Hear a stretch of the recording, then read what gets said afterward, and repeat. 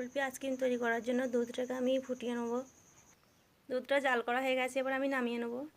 এরপর আমি কড়াইয়ের মধ্যে চিনি দিয়ে দিচ্ছি। এরপর চিনিটা কিছুক্ষণ নাড়াচাড়া করব আমি। এরপর আমি অল্প পানি দিয়ে দিচ্ছি। দেখুন চিনিটা সবটা গলে গেছে, এরপর আমি পানি দিয়ে দেবো। এরপর আমি কিছু বিস্কুটের কুচি দিয়ে দিচ্ছি। এরপর আমি বিস্কুটের কুচিগুলো দেওয়ার পর নাড়তে থাকবো। বিস্কুটটা যতক্ষণ না গলে যাচ্ছে আমি নাড়ছি। বিস্কুটটা গলে গেছে, এরপর এর মধ্যে আমি দুধ ঢেলে দেবো। এরপর আমি দুটো এলাচের গুঁড়ো দিয়ে দিচ্ছি। এরপর আমি কিছু কাজু কিশমিশ আর চেরি দিয়ে দিচ্ছি।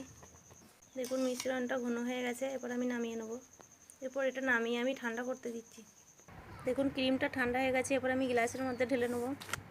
দেখুন বাড়িতে থাকা উপকরণ দিয়ে আমি কুলফি আইসক্রিমটা তৈরি করে নিলাম। দেখুন তৈরি হয়ে গেছে আমাদের কুলফি আইসক্রিম।